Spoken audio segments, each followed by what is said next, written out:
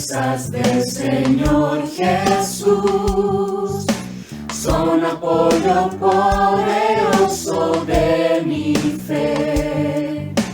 Mientras luche aquí buscando yo su luz, siempre sus promesas confiaré.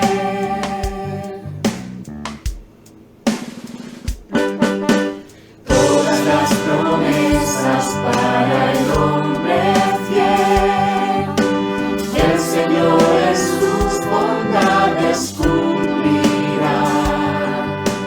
Y confiado sé que para siempre en Él, paz eterna mi alma gozará.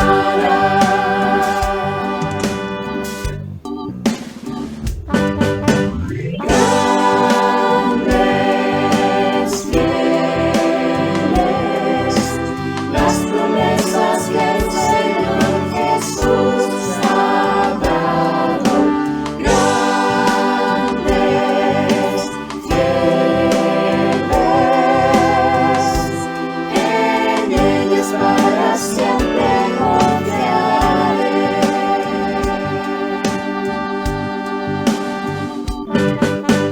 Todas las promesas del Señor serán voz y fuerza en nuestra vida terrenal.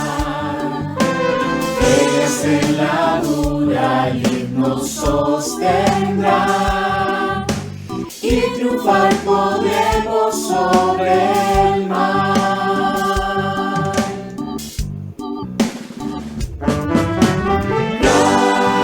Grandes, fieles, las promesas que el Señor Jesús ha dado. Grandes, fieles,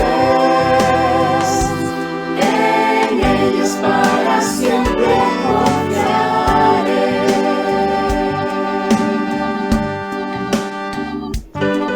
Venid a mí, todos los que estáis cansados y cargados, y yo os haré descansar. Mateo 11:28. En ellas para siempre confiaré.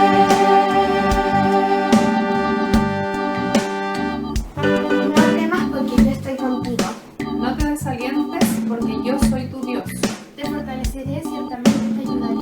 Sí, te sostendré con la diestra de mi justicia. En ellas para siempre confiaré.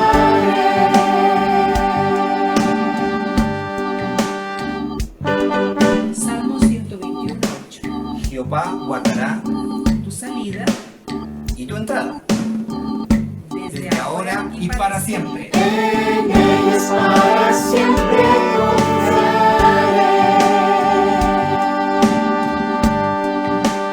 Porque yo sé los planes que tengo para vosotros. Declara el Señor, planes de bienestar y no de calamidad, para daros un futuro y una esperanza. Jeremías 29:11. Chao, diga. Chao. Corte, corte, corte, corte. Bien, hermanos, damos gracias al Señor por la oportunidad que tenemos de orar. Damos gracias al Señor por poner nuestras peticiones delante de su presencia. Y seguimos este día domingo con la serie que estamos viendo, tanto en el mes de enero como en el mes de febrero, ¿cierto? Este acróstico de ¿por qué somos cristianos bautistas? Ahí hay una pregunta, ¿por qué? Y hoy día, a través del pastor David, vamos a ir, ¿cierto?, a la letra S de este acróstico. Pastor David, sea bienvenido en esta mañana, que el Señor le bendiga. Gracias, Jaime. Gracias, hermanos. Buenos días. Este día un poco nublado, pero más fresco, ¿verdad? Bueno, no sé cómo se siente usted con respecto a seguir juntándonos virtualmente. Hoy día me costó bastante superar un par de obstáculos, pero después de pensarlo, igual me di cuenta, ir al templo también tengo que superar obstáculos, recuerdo aquellos domingos cuando había justo una carrera, el domingo que le tocaba a usted hacer algo. ¿Se acuerdan algunos, verdad? O justamente el día que usted quería llegar temprano, el bebé justo en la puerta se ensució, ¿verdad? Algún atraso. O justo las veces que usted quería llevar toda la familia, se enferma uno de los hijos. Así que, francamente, sea de esta manera, sea virtual o sea en forma presencial, siempre hay cosas que superar. Pero gracias al Señor estamos reunidos. No es obviamente tan cercano como quisiéramos que fuera, pero queremos obviamente a través de la cámara tratar de darle un abrazo, darle un apretón de manos, darle un besito, obviamente con mascarilla, ¿verdad? Y también recordarle de nuestro aprecio, nuestro amor, nuestro interés en sus vidas. No queremos que se siente ignorado. Si usted piensa que no estamos atentos a sus necesidades, por favor, mándenos un WhatsApp, llámenos, contáctese con alguno de los pastores. Este domingo el pastor Jensen y su familia se encuentran de vacaciones, pero estoy yo, está el pastor Patricio, el pastor Jaime y también nuestras esposas y todos los demás líderes que trabajan en nuestro equipo. Entonces, la iglesia se reúne de esta forma, la iglesia busca la manera de seguir también realizando la obra del Señor. No podemos quedarnos brazos cruzados. Esta semana, no sé si en su casa, igual que como la mía, pero estuvimos juntándonos con una familia a la vez, ¿verdad? Cuidando el aforo. Nos juntamos 2 veces con diferentes familias. Espero que se está manteniendo también usted en contacto con sus hermanos. Ahora, mi objetivo del mensaje esta mañana no es hablar de la comunión, pero seguro que el tema que me toca, esto por designación del hermano que programó el verano, me entregó a mí un tema que va a darle de conversar. Entonces, yo espero que esta semana aproveche no solamente el tema, pero también aproveche la oportunidad que tiene para juntarse con hermanos o con hermanas en forma familiar o en forma directa. Así que hoy día, entonces, yo tengo la letra S en nuestro acróstico de Bautista, lo cual típicamente se entiende con la frase separación de la iglesia y el Estado. Entonces yo quise llamarlo esta mañana 2 instituciones, la iglesia y el Estado, pero hay un solo Dios que los dos ha creado. Separación de la iglesia y el Estado. Obviamente estamos en una época o en un momento que vivimos como pueblo, inclusive a nivel global, ¿verdad? A nivel mundial, en donde muchas preguntas surgen con respecto al desempeñar del gobierno en cuanto a inclusive algunas cosas que sucedieron hace un día, 2 días en Panguipulli, en diferentes partes del país, preocupaciones, ¿verdad? Más al sur, en la Araucanía, con situaciones que son conflictivas, que son además agresivas y peligrosas. Y uno entonces a veces se siente en el derecho de cuestionar lo que está haciendo el gobierno. Vivimos un momento donde como cristianos nos estamos también haciendo la pregunta, ¿por qué el gobierno no mejora esto, no mejora lo otro? Nos sentimos con el derecho de, aparte de cuestionar, también inclusive a veces criticar o en algunos casos inclusive expresar nuestro derecho personal de inclusive mostrar nuestro desacuerdo. Todas estas cosas se convergen en un tema. Tiene que ver con cuál es el rol del Estado y cuál es el rol de la Iglesia. Mucho antes que sucedió la Reforma, si tú conoces tu historia, 1592, mucho antes de la Reforma, ya había un grupo de personas que se llamaban anabautistas, que mantenían una postura bastante radical con respecto al Estado. Sin embargo, esa postura realmente en algunos sentidos supera lo que la misma Biblia enseña. Es decir, supera en qué sentido. Va más allá de lo que la palabra de Dios nos otorga con respecto a la necesidad de separar estas dos instituciones. ¿Por qué digo eso? Porque sabemos que la palabra de Dios claramente enseña que Él también opera a través del gobierno. Por ejemplo, les doy dos textos. No los busqué, solamente si quiere lo puede anotar. Proverbios 14:34 dice, la justicia engrandece a la nación, pero el pecado es afrenta para los pueblos. Una declaración salomónica, ¿verdad? Aquellos países que favorecen o toleran el pecado serán entonces afrentados, serán atacados, serán debilitados, serán divididos. Pero aquella nación que más bien procura la justicia será engrandecida. También Proverbios 11, versículo 11. Por la bendición de los rectos se enaltece la ciudad, se fortalece, se crece, se construye. Por la bendición de los rectos se enaltece la ciudad. Pero por la boca de los impíos es derribada la ciudad. Proverbios 11:11. Entonces, sabemos que bíblicamente Dios usa esta institución que se llama el Estado y Dios usa para otros fines la institución que se llama la Iglesia. Ahora, esas no son las únicas dos instituciones que hay. En nuestro libro que enseña el pastor Patricio de la clase Conectar, por ejemplo, tenemos en el acróstico de la palabra bautista, estas mismas letras, esta definición de qué significa la separación del Estado. Son dos, bueno, actualmente son tres instituciones. Mire lo que dice, aquí lo van a proyectar. El Nuevo Testamento reconoce que Dios ha establecido tres instituciones para esta era apostólica. A saber, la Iglesia, el Estado y la familia. Tres instituciones. Esto estoy leyendo textualmente del libro de Conectar, página 14. Cada una de ellas con una función bien definida, la cual no puede ni debe interferir con las demás. La Iglesia es para llevar a cabo la gran comisión, traer gloria a Cristo y sostener y defender la verdad. El Estado para traer orden y paz en la comunidad y el hogar para educar y criar a los hijos en el temor de Dios.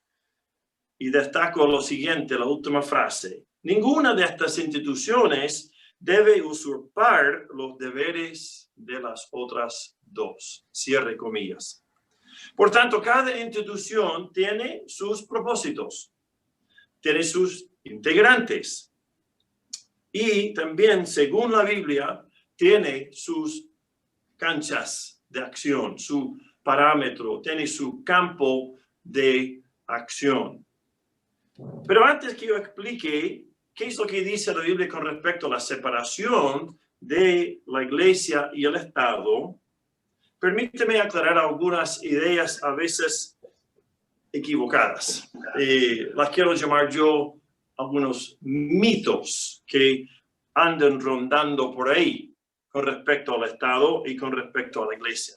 Podría hablar de muchos, pero me doy cuenta que muchas veces, después de un estudio, alguien pregunta, ¿por qué no nos preguntó? Pero ¿por qué no nos habló de este otro tema, de este otro asunto? Bueno, el tema, tengo 40 minutos nomás, no puedo hablar de todo, pero sí puedo despejar dudas de esta manera al principio. Por ejemplo, según Daniel 2:21, no lo voy a leer, voy a dejar que usted lo busque.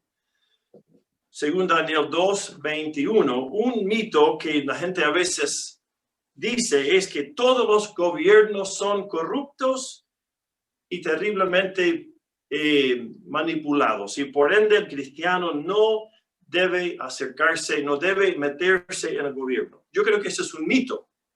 ¿Por qué? Porque Daniel 2:21 dice, Dios pone reyes y Dios quita reyes. Dios pone a los gobernantes, Dios remueve a gobernantes. Por lo cual, como Dios está accionando a través de los gobernantes, el creyente también podría de alguna manera ser una parte de eso o ser de alguna forma una ayuda para eso. ¿Quién dijo ese texto? Daniel. ¿Con qué gobierno trabajó él? El gobierno de los medio persas, uno de los gobiernos más crueles de la historia. Entonces, aún ahí dice Daniel, Dios estuvo obrando.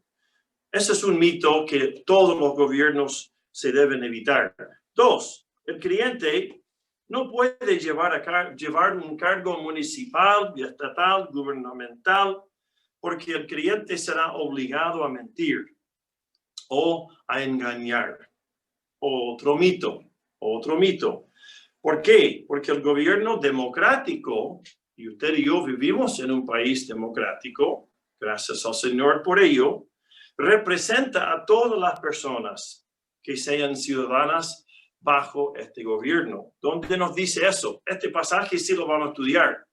Primera carta de Pedro, capítulo 2, versículos 13 al 17. Lo vamos a leer en un momento más. Pero este pasaje, disipa y elimina ese mito que nadie podría participar como creyente en el gobierno. Vamos a ver por qué. Un tercer mito. Dicen algunos, el gobierno del Estado, ¿verdad? Sea local, regional, nacional, el gobierno no puede meterse jamás en nada de lo que la iglesia hace, practica o exige a sus miembros. Otro mito. ¿Por qué? Porque usted y yo sabemos que lamentablemente han surgido grupos que dicen llamarse iglesia, pero que son más bien sectas. Son grupos, se podría llamar a la escondida, ¿verdad? Que operan al margen de la ley. Traten de escudarse, traten de justificarse con la ley, mencionando y usando las facultades que el gobierno da a las iglesias, pero solamente para manipular a personas, para lavarles el cerebro, para inclusive, como en algunas sectas, obligarles a sus hijos a realizar ritos extraños, ritos sexuales o alguna práctica pervertida. Estas no son iglesias según lo que define la Biblia. Más bien son grupos manipuladores que deben ser fiscalizados o supervisados y en algunos casos inclusive cerrados por el gobierno. ¿Dónde dice eso? ¿Cuál es el texto que elimina ese mito? Romanos 13, versículos 1 y 2.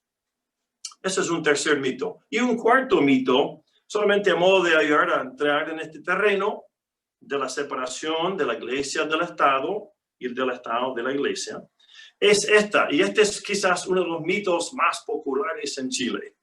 Así que espero no ofender a nadie, pero quiero mostrarles un cuarto mito.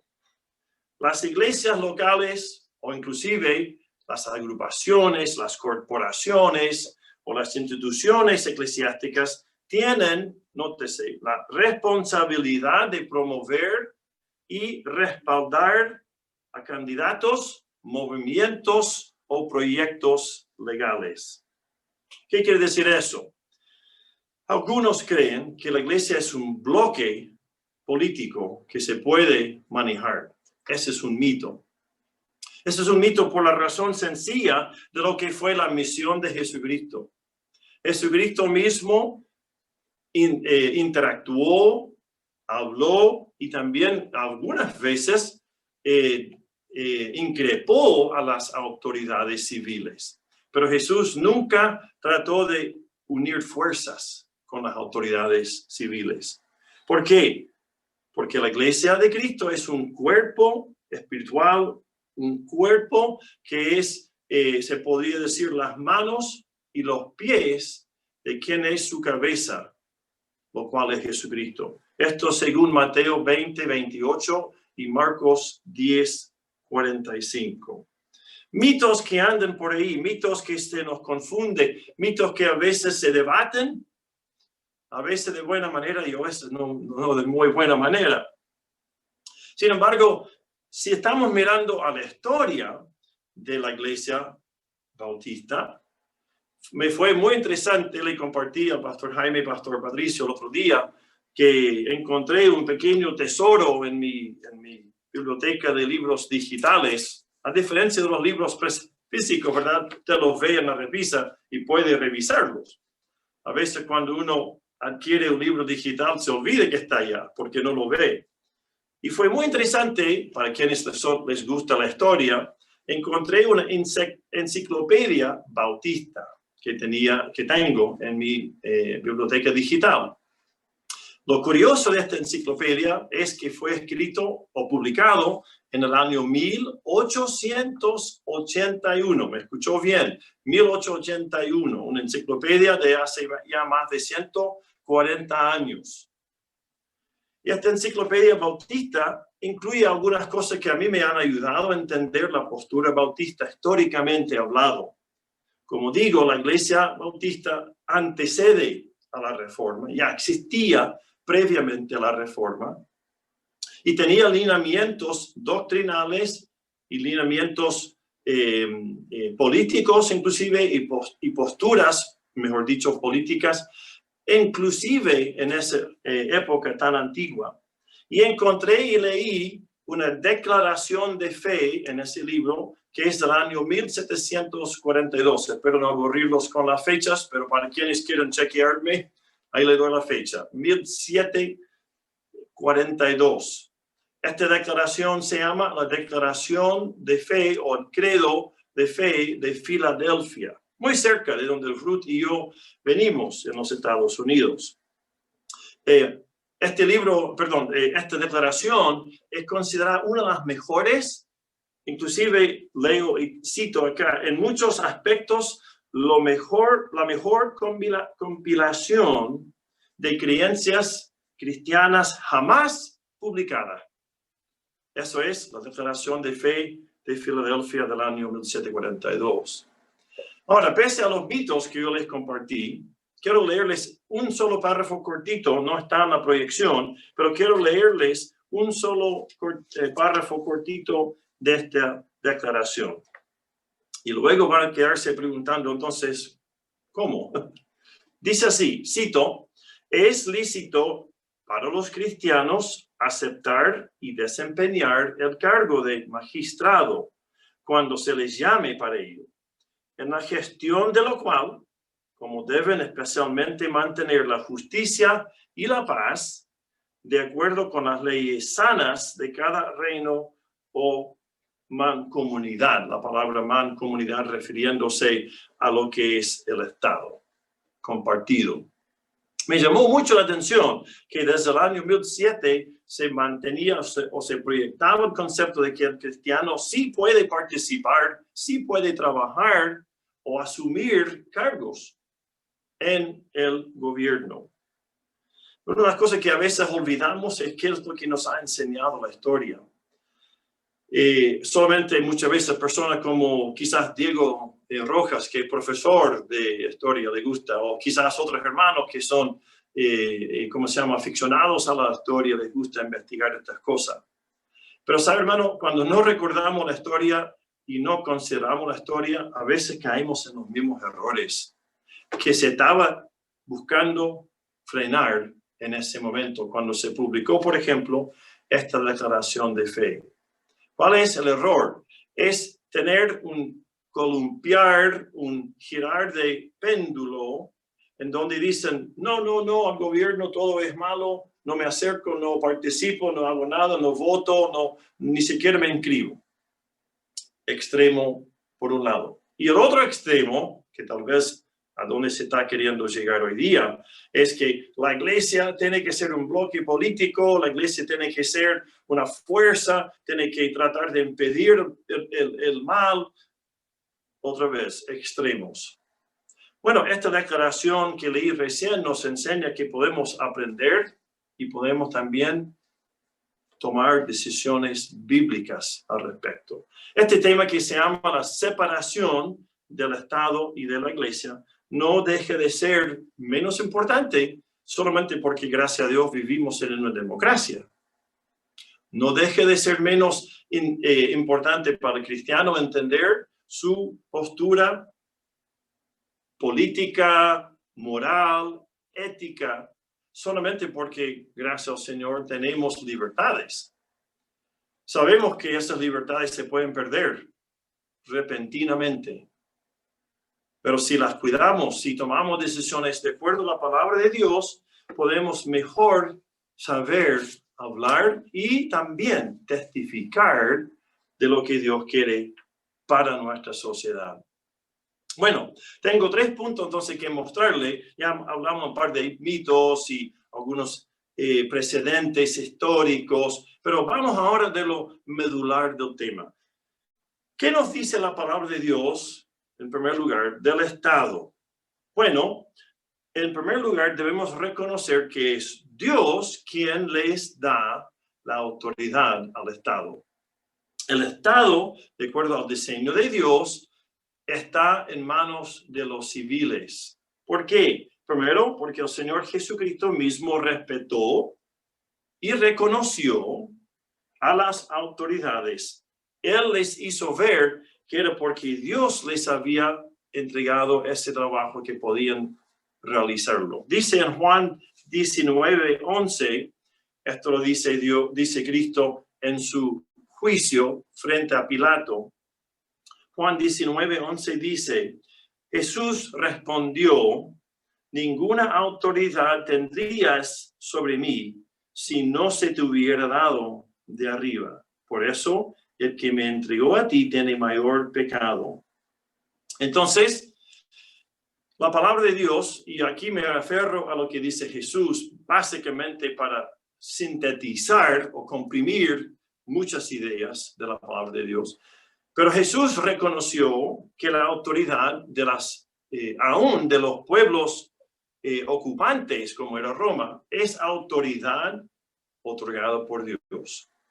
Eso quiere decir que el Estado es legítimo. Es parte del diseño de Dios y tal como leímos en ese extracto del libro de la clase de Conectar, es parte de su diseño que el Estado sea actualmente la segunda institución que él estableció. Segundo, podemos ver que la iglesia local, las iglesias o la iglesia en general, debe admitir y debe también respetar esta autoridad. Un segundo texto aparece sobre esto en Pedro, 1 de Pedro, capítulo 2. Leámoslo. 1 de Pedro, capítulo 2, verso 13. Voy a leer mientras usted busca ahí en su Biblia o en su dispositivo. 1 de Pedro 2, 13. Someteos por causa del Señor a toda institución humana, ya sea al rey como autoridad o a los gobernadores, como enviados por él para castigo de los malhechores y alabanza de los que hacen el bien. 15. Porque esta es la voluntad de Dios, que haciendo bien hagáis enmudecer la ignorancia de los hombres insensatos. Andad como libres, pero no uséis la libertad como pretexto para la maldad, sino empleadla como siervos de Dios. Honrad a todos, amad a los hermanos, temed a Dios y honrad al rey. Un pasaje que deja claramente establecido lo siguiente. Nosotros como creyentes no solamente aceptamos que el Estado es una institución establecida por Dios, pero la respetamos. La debemos respeto, la debemos honor. Es más, dice Pedro acá, debemos tanto temer a Dios como también temer a quienes Él usa en nuestro país. Temer en el sentido realmente de honrar o reverenciar o respetar. La frase que me llama mucho la atención, no vamos a entrar en detalle ahora en este pasaje, pero la frase que me llama la atención es que dice acá, porque esta es la voluntad de Dios, que haciendo bien hagáis enmudecer la ignorancia de los hombres insensatos. ¿Haciendo cuál bien? ¿Haciendo qué bien? Bueno, el que acabo de mencionar. Y también, de acuerdo con texto, lo que tiene que ver con la familia, con los amos o con los empleadores y con la sociedad en general. Pero en particular, el bien que Pedro exhorta a sus hermanos a implementar en su actuar diario es someterse a las autoridades. Ahora, si bien es cierto, sabemos que históricamente la Iglesia de Cristo no siempre entendía o no siempre realizaba, mejor dicho, no quiero decir que no entendía, sería un juicio sobre sus decisiones, pero la Iglesia durante los ya 2000 años de su historia ha tomado diferentes posturas. No siempre ha sido uniforme, no siempre ha sido tampoco, se puede decir, una posición o una relación amena o amistosa.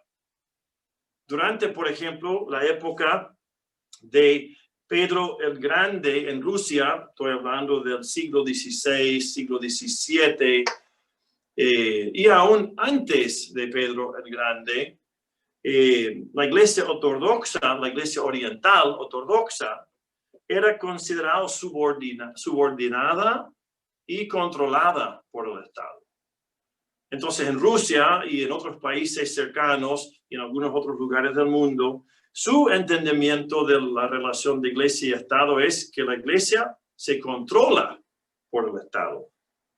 Muy a lo contrario es la actitud que toma la Iglesia Católica Romana, la cual se podría decir se casó con el poder básicamente desde el siglo IV en adelante, después de Constantinopla, y todas aquellas relaciones estrechas que se fueron formando. Pero ellos tienen, según lo que usted lee en sus libros, dogmas, teología, sus publicaciones, dos razones muy claves para eso. La Iglesia Católica piensa tener derecho a esto. Número uno, porque según ellos, Jesús le entregó a Pedro las llaves del reino, y eran llaves en plural. Y las llaves, siendo más de una, significaba lo terrenal y lo espiritual. O si se quiere, lo humano y lo divino. Eso es su entendimiento, malamente fundado, malamente interpretado, pero eso es su argumento. Y en segundo lugar, porque la Iglesia Católica tomó y se sigue en muchos lugares del país queriendo manejar o controlar al Estado, porque ellos creen que, según su escatología, su creencia de los tiempos futuros, en lo que se llama el postmilenialismo. Y el postmilenialismo básicamente nos enseña que la Iglesia de Cristo tiene que inaugurar el reino en la tierra, en pocas palabras. La Iglesia Católica entonces cree que Cristo no regresará al mundo hasta que su Iglesia haya llenado la tierra, haya cubierto la tierra con su influencia o con su presencia o con su dominio, básicamente. Y esta misma, y no solamente la Iglesia Católica pensaba así, esta misma filosofía fue también aplicada, enseñada y fuertemente, cumplida por el reformador Juan Calvino en Ginebra. Básicamente en la ciudad, no en todo el país.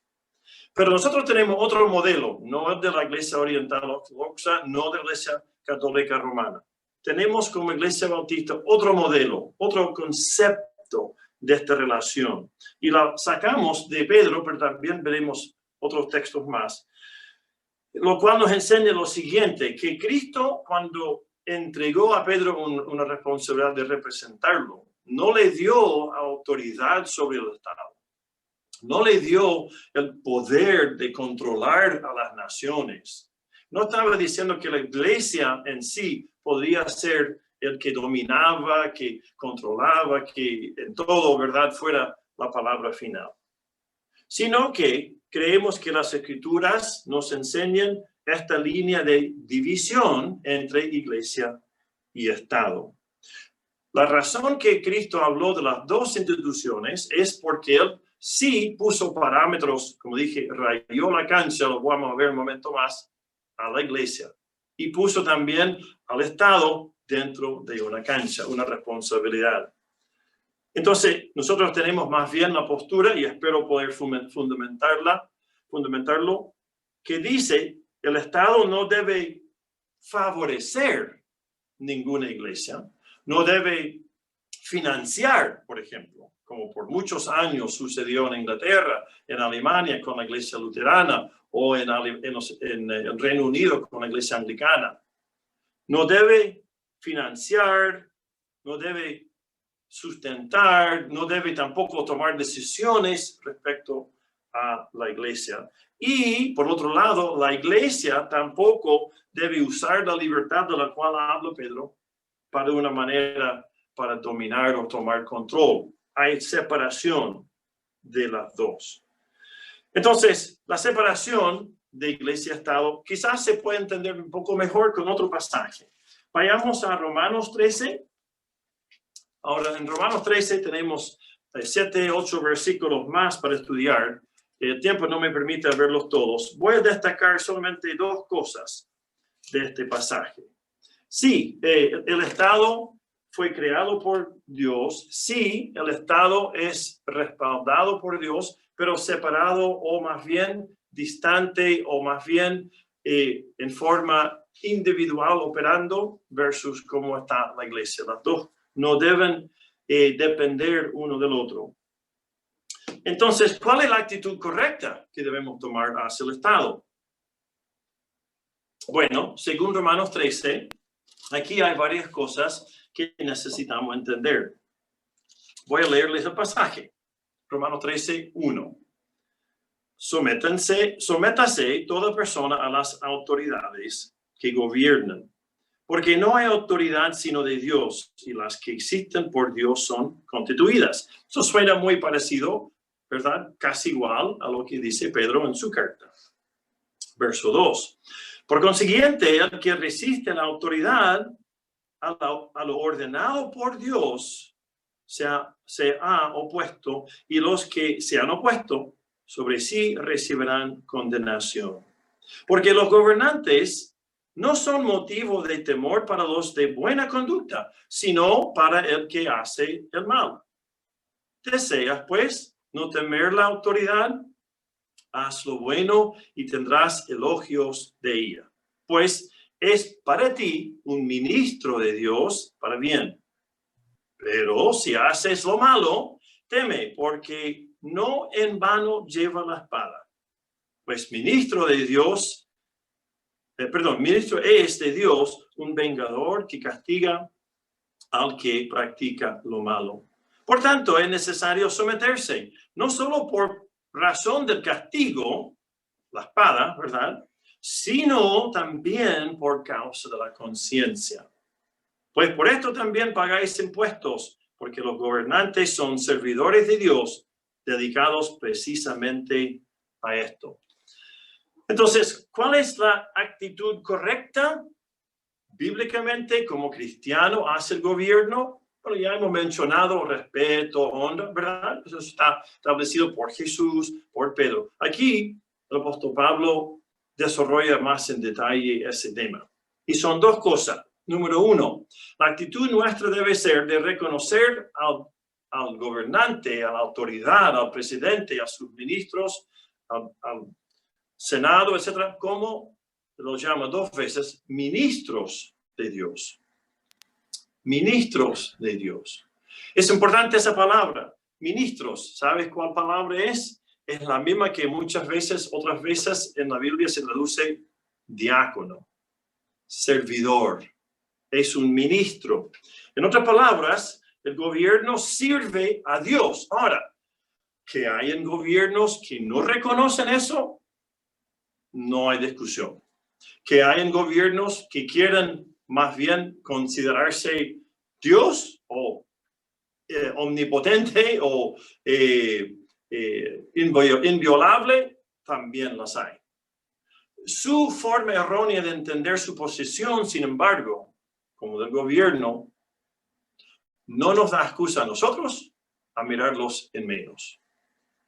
Podemos estar en desacuerdo, podemos estar inclusive trabajando arduamente de acuerdo a las leyes, a quizás cambiar o mejorar o quizás hacer que se devuelva de un camino mal enfocado, mal embarcado, pero no significa que el creyente puede o debe o tiene el criterio para poder destruir o sublevarse en contra del gobierno. El ejemplo clásico es el que mencioné en Daniel. Ahí usted tiene un estudio para toda la tarde y si quiere leer un poquito más también le puedo recomendar algunos recursos. Pero Daniel, el profeta Daniel, sirvió a un déspota, a un tirano, Darío, el rey babilónico. Y entonces, y Nabucodonosor más encima, el rey perso, y también a Nabucodonosor, que fue el rey babilónico. En ambos casos vemos que Daniel supo poner esta raya de entre medio. El rey para allá, mi vida, mi relación, mi devoción a Dios acá. Hay que entender el hecho que Cristo reconoció dos reinos, estas mismas dos instituciones. No solamente valida lo que estoy diciendo y lo que fue la postura de Daniel, pero también valida el hecho que debemos aprender a relacionarnos cuando choca. Y esa es la parte que cuesta, pero eso es para otro estudio, no tengo tiempo para ello hoy día. Entonces, ¿cuál es la actitud correcta? Entender o considerarlos como siervos de Dios. 2, el creyente debe someterse a las autoridades, a los que mandan, a los que dirigen nuestro país. ¿Por qué motivo? Por conciencia, por 3 razones. Y estas 3 razones están todos resumidos en la conciencia. Pero básicamente las razones serían, 1, el gobierno posee autoridad limitada.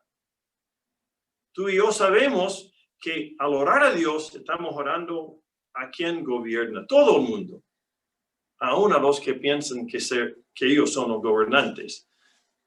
La primera razón es que es una autoridad limitada. Segunda razón, porque el gobierno lleva una espada, lo vimos, ¿verdad? Lleva responsabilidad para infundir el temor en el que hace lo malo. En otras palabras, por el castigo o por la condena o por lo que significa la ley criminal, la ley, ¿verdad?, civil, que permite al gobierno ejercer este castigo. Esa es una segunda razón. Y tercera razón, por lo que significa para mí y para ti buscar hacer lo mejor, buscar realizar lo mejor por motivos de agradar a Dios. Él dice acá en versículo 5, por tanto es necesario someterse, no solo por razón del castigo, sino también por causa de la conciencia. Alguna vez me gustaría con ustedes estudiar qué es la función de la conciencia.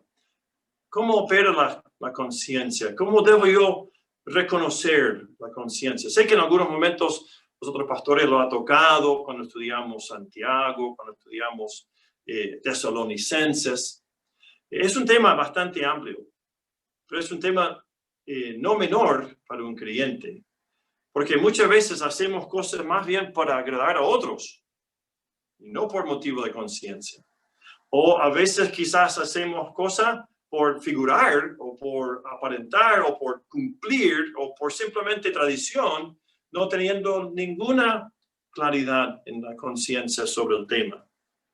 Pablo dice acá en pocas palabras, si puedo resumirlo, una razón por la cual los creyentes debemos tener esta actitud correcta hacia las autoridades es porque sabemos que Dios ve nuestra conciencia.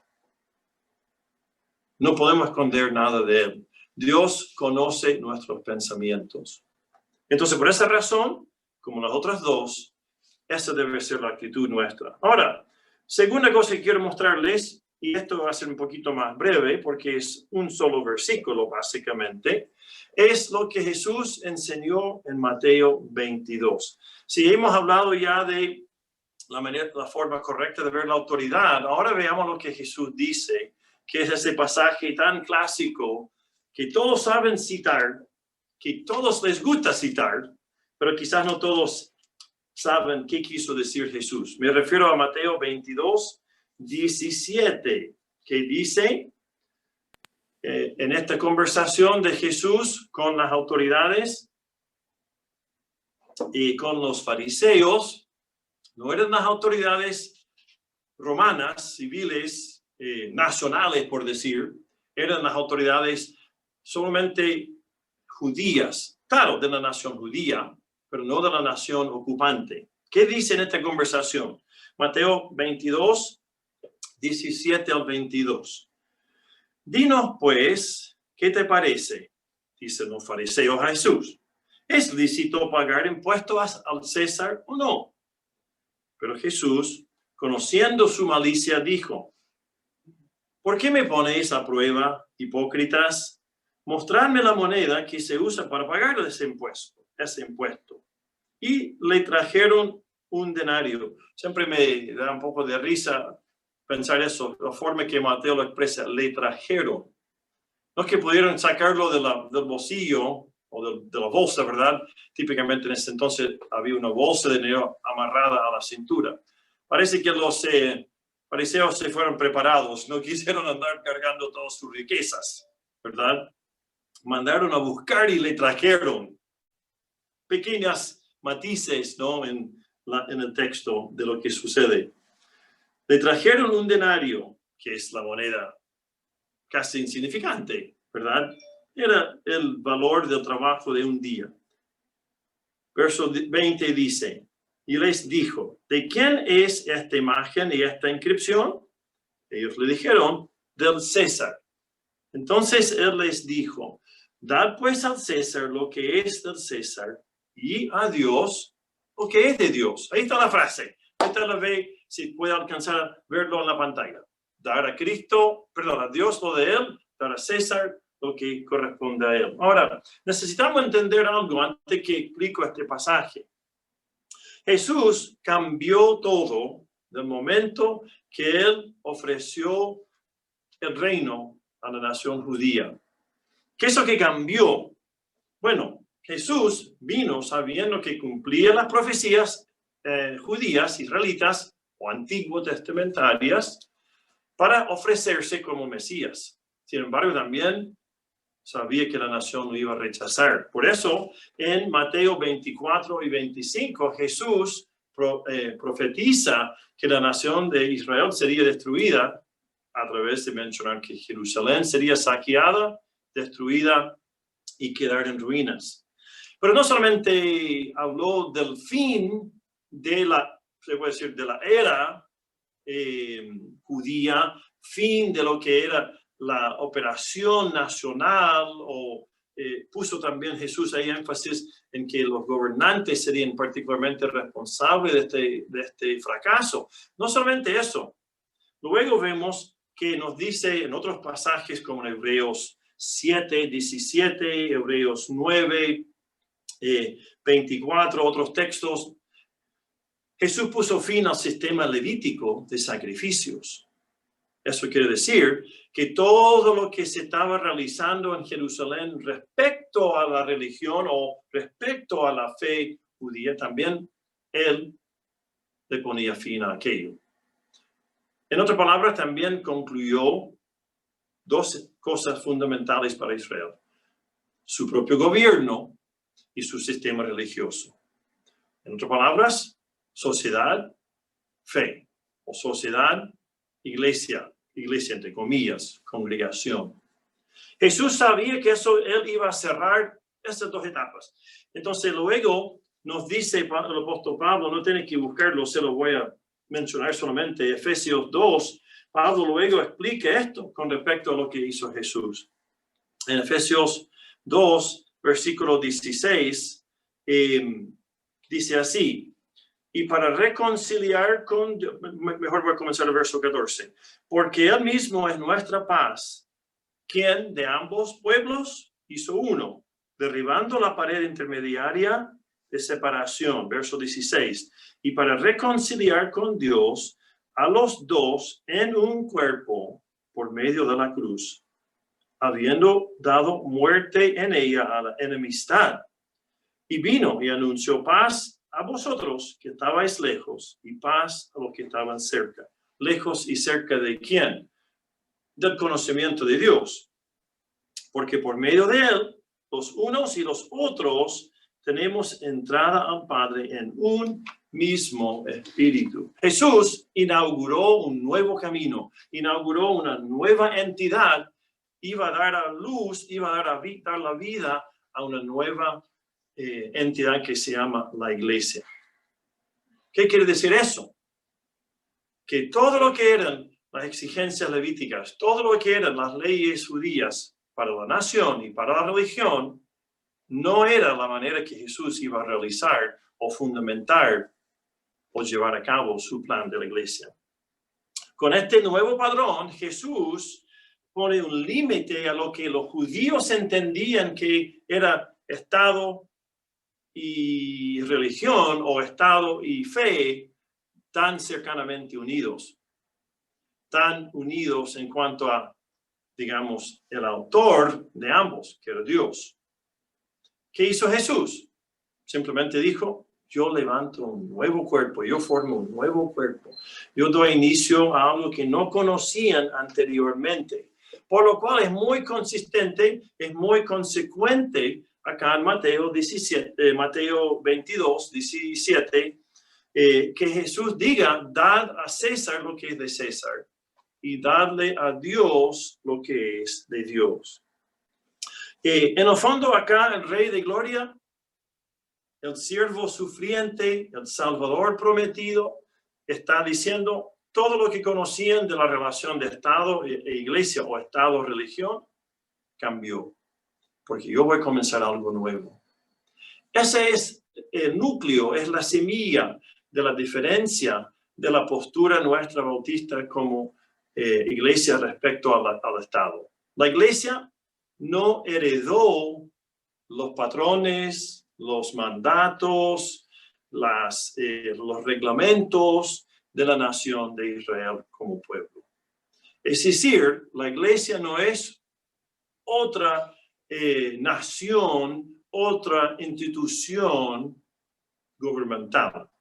Ahora la iglesia tiene gobierno interno, pero no gobierna la nación. No, la iglesia no tiene la prerrogativa de mandar a las autoridades civiles. Por esa razón, Pablo y Pedro, ambos, marcaron esta diferencia. ¿Se acuerda cuando fueron Pedro y Juan y los apóstoles llevados ante las autoridades en Hechos 4? ¿Qué es lo que dijeron? Nosotros no podemos dejar de decir lo que hemos visto y oído. Y un poco más después dice en verso 29 del capítulo 5 de Hechos, nosotros obedeceremos a Dios antes que a vosotros. Ellos estaban empezando a implementar esta nueva etapa que Jesús formó. Son dos cosas muy importantes, dar a César y dar a Dios. En otras palabras, Jesús dice en primer lugar, darle a César aquellas cosas que Dios quiere. Respeto, ser temido, obediencia, sometimiento. Segundo, darle el sustento que corresponde, ¿verdad? Estaba hablando de impuestos, lamento decirlo, pero es bíblico pagar impuestos. Jesús pagó sus impuestos a Roma, Jesús pagó sus impuestos al templo también. Pero Jesús justifica, o si se puede, valida el cobro de impuestos, y aún más, en especial, el dar a César lo que es de César, está diciendo que él es César, el gobierno o la autoridad es responsable de cuidar la paz nacional, de preservar el orden y también de incentivar a hacer el bien.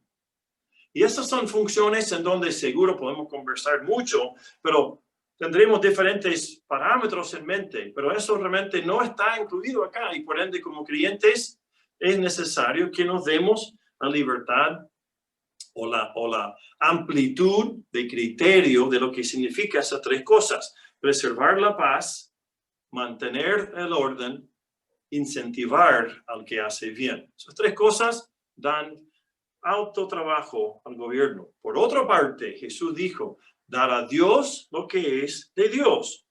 ¿Qué es eso? Honrar a Dios por sobre todo. ¿Por qué? Porque Dios es quien da la autoridad al gobierno. Segundo, el creyente debe priorizar, cumplir con lo que la palabra de Dios dice. El creyente debe mantener siempre su lealtad a la palabra de Dios, aún por encima de la constitución del país, aún por encima de las leyes, aún por encima, inclusive, de lo que dice la Junta de Vecinos a veces. Porque a veces la Junta de Vecinos tampoco tiene un criterio bíblico. Entonces, ¿qué es lo que debemos entender? Dar a Dios lo que le corresponde a Dios, es que Dios tiene la palabra final en todo. Dios siempre tiene la palabra final en la moral, en la ética, en el hogar, en la iglesia, va sin decir, en la educación, en la formación, en también las normas de lo que nosotros entendemos sería preservar y buscar la prosperidad del individuo. Jesús entregó esta visión a los apóstoles. Yo creo que hay que reconocer que si bien es cierto, está aquí en Mateo 22 y está en Lucas 20, esta misma cita, pero estoy más que seguro que Jesús tocó el tema en otras ocasiones. Recuerde que lo que tenemos en los 4 evangelios es solamente un extracto de todo lo que Jesús enseñó. Juan dice, si todo lo que él hiciera y dijera fuera registrado en los libros, no habría lugar en el mundo para que cupieran. Entonces, Jesús habló muchas veces y los apóstoles entendieron eso. Por eso, cuando usted lee ahí, por ejemplo, en Hechos 4, 19 y 20, lo que dice Pedro y Juan a las autoridades es porque están diciendo, no, aquí hay otra cosa que las autoridades judías no entienden. Y es que ellos no nos pueden controlar. No nos pueden decir qué decir. Mi conciencia sí responde y mi lealtad a Dios me dirige. Bueno, eso es algo básicamente en cuanto a la práctica. Entonces, para resumir, les quiero dejar con 3 cosas. Para resumir, les dejo con simplemente algo para dar un punto de inicio con respecto a cómo se debe aplicar la separación de la iglesia y el Estado. ¿Qué es separación del Estado de la iglesia? El Estado no tiene poder sobre la conciencia del individuo. El Estado no tiene prerrogativa, no tiene el derecho a decirme qué creer. El Estado no tiene el alcance para influir en las creencias de la persona, sean creencias bíblicas o creencias de otro tipo, o inclusive diferentes tipos de fe. Es decir, la base de la separación de la iglesia del Estado es que el Estado no puede tocar el corazón de la persona, ni su creencia, ni su pensamiento. Por lo cual, paso número 1, les recomiendo, les exhorto, les animo, prediquen la palabra, porque es la palabra de Dios la que va a cambiar corazones. Predica la palabra y practica la palabra en todo lugar. No importa dónde trabajes, la palabra de Dios tiene algo que decir al respecto. Muy interesante ha sido leer en estos últimos 2 semanas y media la historia de Esther. Ahí tenemos un caso otra vez de 2 personas que no solamente hablaron de lo que Dios había dicho o enseñado, pero también lo practicaron. Segunda cosa, ¿cómo mantener esta separación de la iglesia y del Estado? Seguir y obedecer los mandatos, las leyes, las normas no negociables, lo cual demuestra su aporte al gobierno. Hay otro pasaje que podríamos poner acá, pero no lo vamos a ver. 1 Timoteo 2, por ejemplo. 1 Timoteo 2, versículos 1 al 7. Ya mencionamos Romanos 13 y 1 de Pedro 2. Todos aquellos nos dicen que debemos seguir o someternos y obedecer a las autoridades. Eso no es un punto de discusión para el creyente. Y 3, debemos, como manera de mantener la separación, de que la iglesia no sea controlada por el Estado, sí nosotros podemos, en último lugar, penetrar el campo de la política o de la gobernación del país, de las leyes, la legislación, la aplicación, la policía, todas estas formas que el gobierno realiza su trabajo. El creyente tiene campo de acción ahí. El creyente puede ser una luz ahí y no dejar que la política nos distraiga en la iglesia. Que la política no llegue a llenar nuestros púlpitos o nuestras clases o nuestros mensajes. No podemos quitar la atención de lo más importante, que es lo que dice Jesús. No podemos como iglesia dedicar tiempo a estar haciendo campañas, porque eso realmente es una distracción, es un error de pensamiento. Si tú quieres ir a la marcha, vaya, pero eso es en título personal. Si usted quiere ser un magistrado, un alcalde, un senador, un congresista, vaya. Prepárese para una batalla, prepárese para una lucha, pero Dios le puede usar ahí también. Pero eso es a título personal, no en nombre de la iglesia. Así que, hermanos, ¿cómo vivir la separación de iglesia y Estado? Bueno, que tu conciencia y tu vida sea controlada por la palabra de Dios. Las otras cosas externas, sociales, culturales, tienen que ver con lo que el gobierno dice. Espero haberles dado entonces una explicación, hermano, adecuado, básico de qué significa esta S, la letra S en nuestro acróstico. Que Dios les permita, que Dios les guíe a usted a saber vivir estas cosas, como Pablo enseñó, como Jesús enseñó y como también la primera iglesia demostró. Bien, terminemos orando, hermanos. Gracias, Señor, por la oportunidad que nos permites esta mañana de unirnos, de estudiar un tema que quizás para algunos es bastante desconocido, o tal vez un tema que para algunos otros puede ser conocido, pero con no mucha claridad. Te ruego, Señor, que tu palabra nos instruya, que tu Espíritu Santo guíe nuestras conciencias, que seamos sensibles y sobre todo, Señor, sometidos a lo que Él nos está diciendo e enseñando. Te ruego, Señor, también esta mañana por nuestras autoridades, porque, Señor, si bien es cierto, aquí no hemos hablado de cómo podemos ser una luz en el campo de la nación, del Estado. Sí, Señor, sabemos que debemos orar. Y debemos orar, Señor, regularmente y fielmente por el presidente Piñera, por su gabinete, por sus ministros, por todos aquellos que toman decisiones que nos influyen. Señor, tan difícil ha sido los últimos 11 meses, 10 meses en Chile. Más de un año, Señor. Y bueno, esto debe incentivarnos a orar. Y no solamente Chile, orar por otros países vecinos, países hermanos, Señor. Y por este mundo en que vivimos. Porque, Señor, puede que tu llegada sea pronto. No lo sabemos. Pero sí, Señor, mientras estamos acá, queremos vivir y actuar de manera que te glorifique. Y esto, Señor, quiere decir cómo nos relacionamos con el Estado. Bendice, Señor, te pido a aquellos que están preparándose o haciendo, Señor, pasos, tomando decisiones para mostrar lo que es la verdad bíblica en el campo de la política. Bendice, Señor, a aquellos que quieran en el proceso constituyente de la Constitución influir con ejemplos, influir con sabiduría, influir con palabras bíblicas. Yo sé que hay varios hermanos y hermanas que están postulando para ser parte de ese grupo constituyente. Señor, usa todas estas situaciones para mostrar que tú sigues gobernando y que tú sigues, Señor, esperando que el hombre venga por fe a ti en Cristo. Te damos gracias, Señor, por esto. Gracias por mis hermanos, hermanas, Señor. Hemos orado por algunas necesidades. Te entregamos, Señor, la semana para cada uno, para que tú, Señor, las acompañes. En el nombre de Jesús. Amén.